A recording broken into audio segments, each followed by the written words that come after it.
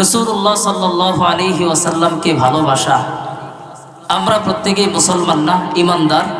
প্রত্যেকটা ইমানদার মুসলমানদের জন্য রসুলকে ভালোবাসা এটা ইমানের দাবি। এই ব্যাপারে আমরা দুইটা দৃষ্টান্ত জানব। قال رسول الله صلى الله عليه وسلم لا يؤمن أحدكم حتى أكون أحب إليه من والده وولده والناس أجمعين। নবীজি সাল্লাল্লাহু আলাইহি ওয়াসাল্লাম বলেন, তোমরা ততক্ষণ পর্যন্ত মুমিন হতে পারবে না যতক্ষণ পর্যন্ত আমি নবী মুহাম্মদ তোমাদের কাছে তোমাদের স্ত্রী, সন্তান, তোমাদের নিজের জীবন এবং সমস্ত মানুষ থেকে বেশি প্রিয় না হব। তোমরা ততক্ষণ পর্যন্ত মুমিন হতে পারবে না যতক্ষণ পর্যন্ত আমি নবী মুহাম্মদ তোমাদের কাছে তোমাদের সন্তানাদি, তোমাদের পিতামাতা এবং সমস্ত মানুষ থেকে বেশি প্রিয় না হব, ততক্ষণ পর্যন্ত মুমিন হতে পারবে না। তাহলে আমরা সবচেয়ে প্রিয় বানাবো কাকে? সম্পদকে, সন্তানাদি, স্ত্রী, পিতামাতা না, সব কিছুর চেয়ে বেশি মহাব্বত করব কাকে? নবী মুহাম্মদ সাল্লাল্লাহু আলাইহি ওয়াসাল্লামকে। 2 নাম্বার, আব্দুল্লাহ ইবনে হিশাম রাদিয়াল্লাহু তাআলা তিনি বলেন, কুন্না মা রাসূলিল্লাহি সাল্লাল্লাহু আলাইহি ওয়াসাল্লাম ওয়া হুয়া আখিযুম বিয়াদি উমর ইবনুল খাত্তাব। আব্দুল্লাহ ইবনে হিশাম রাদিয়াল্লাহু তাআলা আনহু বলেন, একবার নবীজি সাল্লাল্লাহু আলাইহি ওয়াসাল্লামের সাথে ছিলাম।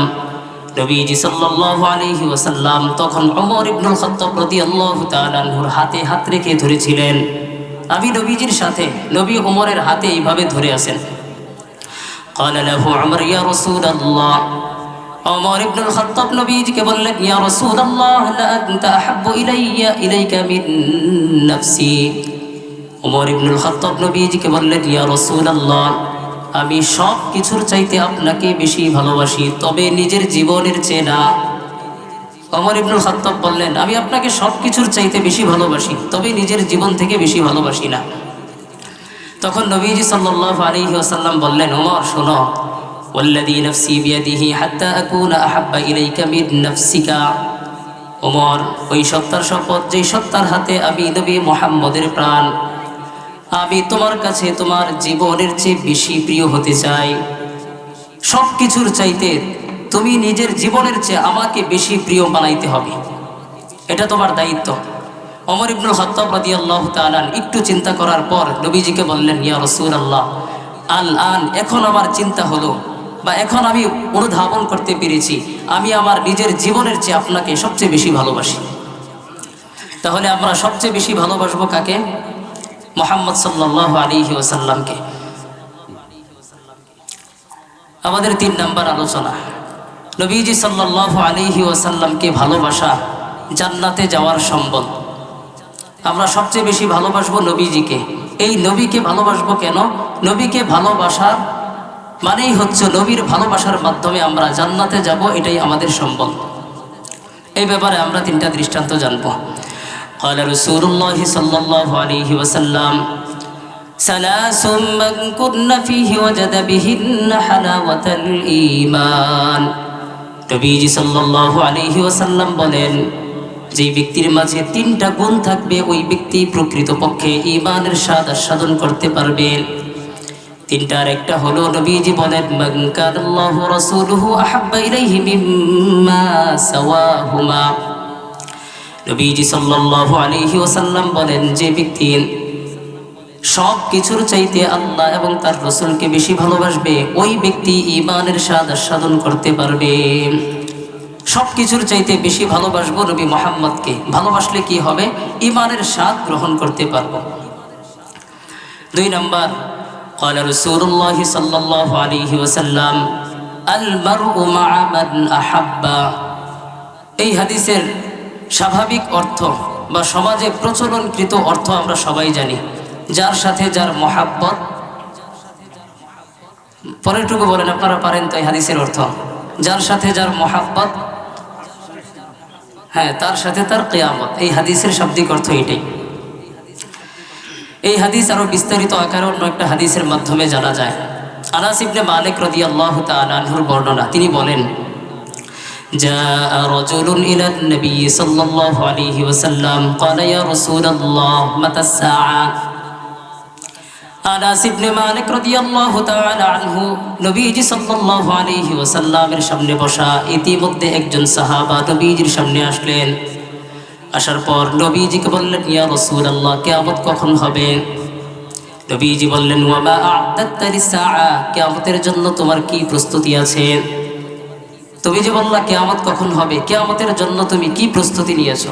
ওই সাহাবা বললেন, হুব্বুল্লাহি ওয়া রাসূলিহি, আল্লাহ এবং তার রাসূলের ভালোবাসা, এটাই আমার কিয়ামতের প্রস্তুতি। সুবহানাল্লাহ। আল্লাহ এবং তার রাসূলকে আমি সবচেয়ে বেশি ভালোবাসি, এটাই আমার কিয়ামতের প্রস্তুতি। এই সাহাবার কথা শুনে নবীজি বললেন, ইন্নাকা মা'a মান আহবাবতা, চিন্তার কোনো কারণ নাই, তুমি যাকে ভালোবাসো তার সাথেই তোমার কিয়ামত হবে। চিন্তার কোনো কারণ নাই, আমাকে কিয়ামত সম্পর্কে প্রশ্নের কোনো প্রয়োজন নাই, তুমি যাকে ভালোবাসো তার সাথেই তোমার কিয়ামত হবে। আনাস ইবনে মালিক রাদিয়াল্লাহু তাআলা তিনি বলেন, মা ফারিহনা বাদাল ইসলামি ফরহান আশাদ্দা মিন কওলিন নবী সাল্লাল্লাহু আলাইহি ওয়াসাল্লাম, ইন্নাকা মা'a মান আহবাবতা। আনাস ইবনে মালিক রাদিয়াল্লাহু তাআলা আনহু বলেন, ইসলাম ধর্ম গ্রহণের পর থেকে এতটা আনন্দিত আর হই নাই যতটা আনন্দিত হয়েছি নবীর এই কথার মাধ্যমে। তুমি যাকে ভালোবাসো তার সাথেই তোমার কিয়ামত হবে। নবীর এই কথার মাধ্যমে যতটা আনন্দিত হয়েছি, ইসলাম ধর্ম গ্রহণের পর থেকে এতটা আনন্দিত আর হই নাই। কেন আনন্দিত হয়েছি, কারণ কি জানতে চান? আনাস ইবনে মালিক বলেন, উহিব্বুল্লাহ ওয়া রাসূলহু ওয়া আবু বকর ওয়া উমর, কারণ আমি আমার নিজের জীবনের চেয়ে আল্লাহকে সবচেয়ে বেশি ভালোবাসি, এরপর নবী মুহাম্মদ, এরপর আবু বকর এবং ওমরকে আমার নিজের জীবনের চেয়ে বেশি ভালোবাসি। আরজু আন ইয়াকুনা মা'হুম ওয়া ইন লাম আ'মাল বিআ'মালিহিম, আর আমি আশাবাদী তাদের সাথেই আমার কিয়ামত হবে। এই জন্য আমি এত আনন্দিত হয়েছি। তিনি বলেন, ওয়া ইন লাম আ'মাল বিআ'মালিহিম, যদিও আমার আমল তাদের আমলের মতো না। তাহলে আবু বকরের আমল এবং ওমরের আমলের মতো আনাস ইবনে মালিকের আমল না। এজন্য তিনি বলতেছেন, আমি আনাস ইবনে মালিক, আমার আমল আবু বকর, ওমর এবং রাসূল সাল্লাল্লাহু আলাইহি ওয়াসাল্লামের মতো আমল না। তারপরেও আমি তাদের সাথেই কিয়ামতের দিন হাসরে যাব, কারণ আমি তাদেরকে সবচেয়ে বেশি ভালোবাসি। 4 নম্বর আলোচনা, রাসূলুল্লাহ সাল্লাল্লাহু আলাইহি ওয়াসাল্লামকে সাহাবারা কেমন ভালোবেসেছিলেন এর কয়েকটি দৃষ্টান্ত আমরা জানব। 1 নম্বর দৃষ্টান্ত, আবু সুফিয়ান রাদিয়াল্লাহু তাআলা তিনি ইসলাম ধর্ম গ্রহণের আগে নবী মুহাম্মদের ব্যাপারে স্বীকৃতি দিচ্ছেন। তিনি বলেন, মা রাআইতু মিনান নাসি আহাদান ইউহিব্বু আহাদান কাহুব্বি আসহাবি মুহাম্মাদিন সাল্লাল্লাহু আলাইহি ওয়াসাল্লাম মুহাম্মাদা। আবু সুফিয়ান রাদিয়াল্লাহু তাআলা আনহু ইসলাম ধর্ম গ্রহণের আগে নবী মুহাম্মদের ব্যাপারে স্বীকৃতি দিচ্ছেন। তিনি বলেন, আমি দুনিয়ার কাউকে এতটা ভালোবাসতে দেখি নাই মুহাম্মদের সাহাবারা মুহাম্মদকে যতটা ভালোবাসে। মুহাম্মদের সাহাবারা মুহাম্মদকে যতটা ভালোবাসে, আমি পৃথিবীর অন্য কাউকে দেখি নাই সে অন্যকে এতটা ভালোবাসতে। 2 নম্বর, উরওয়া ইবনে মাসউদ রাদিয়াল্লাহু তাআলা তিনি হুদাইবিয়ার সন্ধির সময়, তিনিও ইসলাম ধর্ম গ্রহণের আগে হুদাইবিয়ার সন্ধির সময় কাফেরদের পক্ষ হয়ে নবীজির সাথে কথাবার্তা বলার পরে কাফেরদের কাছে গিয়ে তিনি এই অনুভূতি প্রকাশ করলেন। মানে উরওয়া ইবনে মাসউদ এখনো ইসলাম ধর্ম গ্রহণ করেন নাই। তিনি নবীজির সাথে আলাপ আলোচনা করার পর কাফেরদের কাছে গিয়ে একটা অনুভূতি প্রকাশ করছেন। তিনি বলেন, والله لقد وفدت على الملوك ووفدت على قيصر وكسرى والنجاشي। উরওয়া ইবনে মাসউদ বলেন, আমি দুনিয়ার কত রাজা বাদশার দরবারে বার্তাবাহক হয়ে গিয়েছি। আমি হাবশার বাদশাহ নাজাশির কাছেও গিয়েছি, রোম সম্রাটের বাদশাহ কাইসার কিসরার কাছেও গিয়েছি। والله إن رأيت ملكا قد يعظمه أصحابه ما يعظم أصحاب محمد محمدا। তিনি বলেন, মুহাম্মদের সাহাবারা মুহাম্মদকে যতটা ভালোবাসে কোনো প্রজা কোনো বাদশাকে এতটা ভক্তি শ্রদ্ধা করে না। মুহাম্মদের সাহাবারা মুহাম্মদকে যতটা ভক্তি শ্রদ্ধা করে, আমি কোনো রাজা বাদশার দরবারে গিয়ে দেখি নাই যে তার প্রজারা বাদশাকে এতটা ভক্তি শ্রদ্ধা করতে। তিনি আরো বলেন, والله إن تضخم ضخامة إلا وقعت في كف رجل منهم ফাদালাকা বিহা ওয়াজহাহু ওয়া জিলদাহু। তিনি বলেন, আল্লাহর শপথ, মুহাম্মদ যখনই থুতু ফেলেন তখনই দেখি সাহাবাদের মধ্য থেকে কেউ না কেউ এই থুতু নিজেদের হাতে নেয়, নেওয়ার পর নিজেদের চেহারার মধ্যে অথবা শরীরের মধ্যে এই থুতু তারা মালিশ করে ফেলেন। নবী মুহাম্মদকে তারা কতটা ভালোবাসছে দেখেন। তিনি আরো বলেন, ওয়াইদা আমারহুম ইবতাদারু আমরাহুম। মুহাম্মদ যখন সাহাবাদেরকে কোনো একটা বিষয় আদেশ করে তখন সেই আদেশ পালন করার জন্য তারা ঝাঁপিয়ে পড়েন। ওয়াইদা তাওয়াজ্জা কাদু ইয়াকতাতিলুনা আলা উযুইহিম। মুহাম্মদ যখন ওযু করেন তখন এই ওযুর অবশিষ্ট পানি নেওয়ার জন্য সাহাবাদের মধ্যে এক প্রকার লড়াই শুরু হয়ে যায়। তাহলে নবীজি সাল্লাল্লাহু আলাইহি ওয়াসাল্লামকে সাহাবারা কেমন ভালোবেসেছিলেন আর আমরা কেমন ভালোবাসি। নবীজির ইজ্জতের উপর আঘাত হানা হয়, তারপরেও আমাদের হৃদয়টা একটু কেঁপে ওঠে না। নবীজির ইজ্জত সর্বশেষ নবুয়ত, নবীজি সাল্লাল্লাহু আলাইহি ওয়াসাল্লামের মাধ্যমে নবুয়তের দরজা বন্ধ, খাতামুন নবিয়্যিন। এই খাতামুন নবিয়্যিন নবীর এই ইজ্জত নিয়ে টানাটানি চলে, তারপরেও আমাদের পক্ষ থেকে প্রতিবাদের আওয়াজ আসে না, আমাদের হৃদয়টা একটু কেঁপে ওঠে না। অথচ সাহাবাদের সামনে যদি কোনো ব্যক্তি নিজেকে নবী দাবি করত তাহলে সাহাবারা তার অস্তিত্ব রাখত না, এতটা ভালোবাসতে নবীজিকে। আর আমরা তাকে আরো সমর্থন করি। আল্লাহ আমাদেরকে হেদায়েত দান করেন। 3 নম্বর দৃষ্টান্ত, আনাস ইবনে মালিক রাদিয়াল্লাহু তাআলা তিনি বলেন, লাকাদ রাআইতু রাসূলুল্লাহি সাল্লাল্লাহু আলাইহি ওয়াসাল্লাম ওয়াল হাল্লাকু ইয়াহলিকুহু ওয়া আতাফা বিহি আসহাবুহু ফামা ইউরিদুনা আন তাকা'a শা'রাতুন ইল্লা ফি ইয়াদি রাজুলিন। আনাস ইবনে মালিক বলেন, আমি একবার নবীজিকে দেখলাম, নাপিতের মাধ্যমে নবীজি চুল কাটছেন। আশপাশের দিকে তাকায় দেখলাম সাহাবারা নিজেদের হাত এইভাবে প্রসারিত করে রাখছে, প্রত্যেকেই এই উদ্দেশ্যে নিজেদের হাত প্রসারিত করে রাখছেন যেন নবীজির মাথার চুল মোবারক জমিনে না পড়ে, মাথার চুলটা যেন জমিনে না পড়ে, এই জন্য চতুর্দিকে এইভাবে হাত রাখছে যেন নবীজির চুলটা তাদের হাতে পড়ে। এতটা মোহাব্বত নবীজিকে করছে। 4 নাম্বার, আবু বকর সিদ্দিক রাদিয়াল্লাহু তাআলা আনহু মৃত্যু সজ্জায়। আবু বকর সিদ্দিক রাদিয়াল্লাহু তাআলা আনহুর মেয়ে আম্মাজান আয়েশা সিদ্দিকা রাদিয়াল্লাহু তাআলা। আম্মাজান আয়েশা নবীজির কি হয়? বিবি, স্ত্রী। নবীজি সাল্লাল্লাহু আলাইহি ওয়াসাল্লামের সাহাবা আবু বকর সিদ্দিক রাদিয়াল্লাহু তাআলা আনহু মৃত্যু সজ্জায়। তখন নিজের মেয়ে আয়েশাকে বললেন, ফি আইয়ি ইয়াউমিন তুওফিয়া রাসূলুল্লাহি সাল্লাল্লাহু আলাইহি ওয়াসাল্লাম। আবু বকর সিদ্দিক রাদিয়াল্লাহু তাআলা আনহু মেয়ে আয়েশা সিদ্দিকা রাদিয়াল্লাহু তাআলা আনহুকে বললেন, নবী মুহাম্মদ কোন দিন কবে মারা গিয়েছেন? আম্মা জান আয়েশা বললেন, ইয়াউমুল ইসনাইন, সোমবারে নবী দুনিয়া থেকে বিদায় হয়ে গিয়েছেন। আবু বকর সিদ্দিক রাদিয়াল্লাহু তাআলা আবার আয়েশা সিদ্দিকা রাদিয়াল্লাহু তাআলা আনহুকে প্রশ্ন করছেন, ফাআইয়ু ইয়াউমিন হাযা, আজকের দিনটা কি বার? আম্মা জান আয়েশা বলেন, আজকের দিনটাও সোমবার। একটু চিন্তা করেন, আবু বকর সিদ্দিক মৃত্যু সজ্জায় আম্মা জান আয়েশাকে প্রশ্ন করলেন, নবী মুহাম্মদ কি বারে মারা গিয়েছেন? আম্মা জান বললেন, নবী মুহাম্মদ সোমবারে মারা গিয়েছে। আবু বকর বললেন, আজকের দিনটা কি বার? আম্মা জান বলেন, আজকের দিনটাও সোমবার।